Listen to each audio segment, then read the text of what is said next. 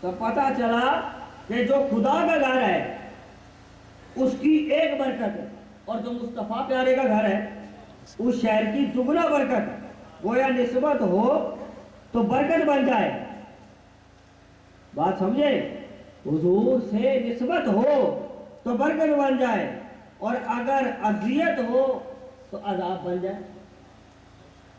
نسبت ہو تو برکت بن جائے، اور اذیت ہو تو عذاب بن جائے، اور عذاب بھی ناقابل برداشت بن جائے، دوزخ لعنت اور ذلت والا بن جائے.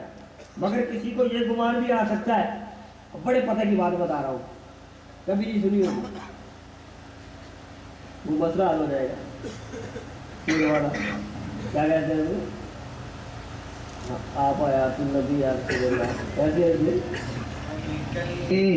میں ہے سے یہ ثابت ہوا، ہمیں کلمے میں ہے سے یہ ثابت ہوا، ہمیں کلمے میں ہے سے یہ ثابت ہوا کہ آپ حیات النبی یا رسول اللہ. سمجھ آئیے ساری؟ آپ کہیں گے شیخ کیوں پڑھ دیا؟ یہ بھی بات میں آپ کو بتاتا ہوں. مدینہ شہر کی دگنا برکت. اب آج پہ جائیں تو مدینہ کے لیے جائیں، بات ثابت ہو گئی حدیث سے. کیونکہ منافع کی طرف تو دگنا ہے نا برکت، دگنی برکت رہے تو مدینہ ہی جائیں گے. تو بات ہو گئی پوری کے حدیث سے بات بتائی. ٹھیک ہے، آگے بات چلتی ہے. آپ حیات النبی، اب کوئی کہہ دے کہ جی اذیت اور یہ جناب برکت یہ تو اس وقت تھی جب حضور موجود تھے، بعد کس نے دیکھا ہے جی؟ یہ خیال بھی کوئی دل میں آ سکتا ہے، یہ بھی مسئلہ حل کر دیجیے. سنیں، اب کسی کے دل میں خیال آ جائے کہ یہ اذیت اور برکت ہے، حضور کی بات وصال کی تو ختم سب کچھ. یہ پہلے جب حضور موجود تھے، جب دعا کی تھی تو حضور موجود تھے، جب کی بات ہے. اب کس نے دیکھا؟ اب کوئی اذیت دیتا بھی نہیں، اب کیسی برکت تھی؟ یہ بات ہے. تو آقا علیہ الصلوۃ والسلام تو اس کے لیے بھی اللہ تعالیٰ نے قرآن پاک میں ارشاد فرمایا. اللہ تعالیٰ نے فرمایا قرآن پاک میں سورہ احزاب کے اندر آیت نمبر 53، میں نے تو پڑھی تھی 57 اور 58 تھی. اب اسی سورہ احزاب کے اندر اللہ تبارک و تعالیٰ، اب مسئلہ حل کرنے لگا ہوں کہ یہ حکم حضور سے وصال کے پہلے تھا، بعد میں بھی ہے یا نہیں ہے؟ یہ اذیت اور برکت یہ وصال تک تھی یا بعد میں بھی ہے یا وصال کے بعد تھی؟ نہیں ہے. یہ مسئلہ حل کرنے لگا ہوں. یہ سورہ احزاب ہے قرآن پاک کے پارہ نمبر 22 اور یہ آیت نمبر 53 ہے، پہلے والی 57 اور 58 کی. اللہ تعالیٰ نے فرمایا وَقَانَ لَكُمْ أَن تُؤْذُوا رَسُولَ اللَّهِ وَلَا أَن تَنكِحُوا أَزْوَاجَهُ مِن بَعْدِهِ أَبَدًا. ٹھیک ہے جی؟ اچھا جی سمجھے. اللہ تعالیٰ نے فرمایا لوگوں تمہارے لیے ہرگز نہیں، اللہ تعالیٰ لوگوں سے مخاطب ہو رہا ہے، تمہارے لیے ہرگز نہیں.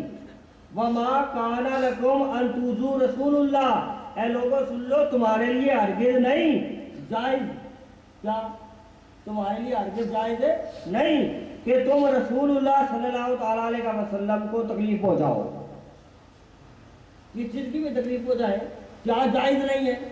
اللہ تعالیٰ نے فرمایا کہ اللہ تعالیٰ تب بھی فرمایا تمہارے لیے جائز نہیں ہے کیا کہ تم رسول اللہ صلی اللہ تعالیٰ علیہ وسلم کو اذیت دو، تکلیف پہنچاؤ.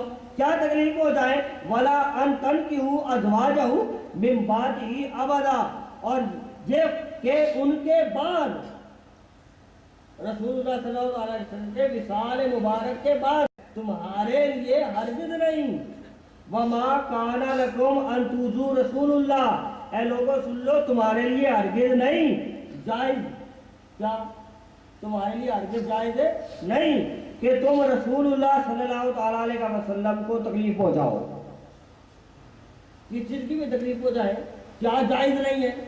اللہ تعالیٰ نے فرمایا کہ اللہ تعالیٰ تب بھی فرما رہا ہے تمہارے لیے جائز نہیں ہے کیا کہ تم رسول اللہ صلی اللہ تعالیٰ علیہ وسلم کو اذیت دو، تکلیف پہنچاؤ. کیا تکلیف پہنچائے؟ ولا ان تنکحوا ازواجہ من بعدہ ابدا، اور یہ کہ ان کے بعد رسول اللہ صلی اللہ علیہ وسلم کے وصال مبارک کے بعد جائز کیا نہیں ہے تکلیف پہنچانا کہ ان کے بعد کبھی بھی ان کی بیویوں سے نکاح نہ کرنا.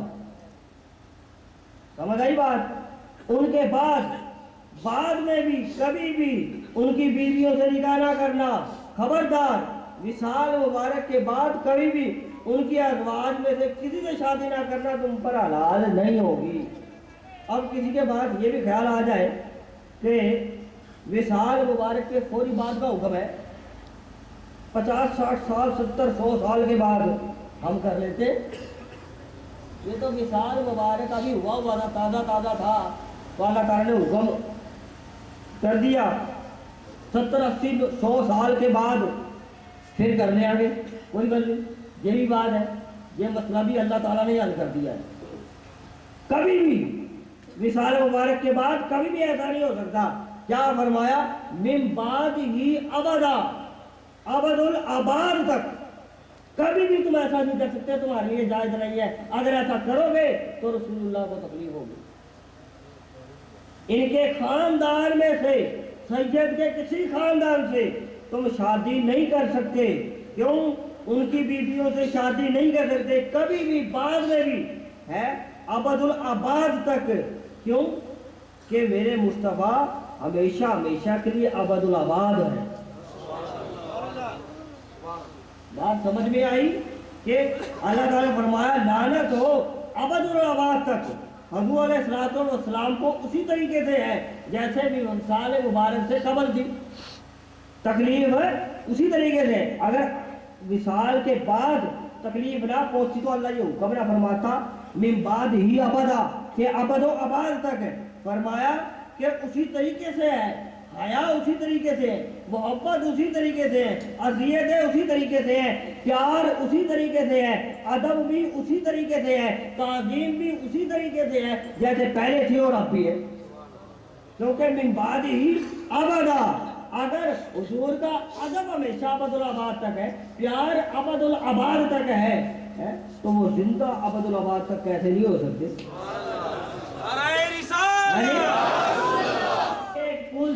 ایک پھول بھی توڑے تو اسی طریقے سے اذیت جیسے پہلے تھی آج بھی اذیت اسی طریقے سے ہوگی. تو مدینہ پاک کے درخت بھی نہ کاٹے جائے. وہ فرماتے اس سے بھی مجھے اذیت ہوگی. اور جب اذیت حضور مدینہ پاک کے درخت نہ کاٹے جائے اس سے اذیت ہو، اور جب حضرت امام حسین کا گلا کٹے تو عالم کیا ہوگا؟ اس وقت عالم کیا ہوگا؟ اور جب شہر کے درخت بھی نہ کاٹے جائیں اور علی اکبر رضی اللہ تعالیٰ عنہ کو شہید کر دیا جائے، حضرت سکینہ رضی اللہ تعالیٰ عنہ کو رلا دیا جائے صحرائے کربلا میں، تو پھر پیارے مصطفیٰ کو اذیت نہیں ہو، اس وقت ان کا عالم کیا ہوگا؟ ٹھیک ہے. اس لیے شہیدان کربلا کا ذکر کریں تو یہ حضور کا ذکر ہے، ان سے محبت حضور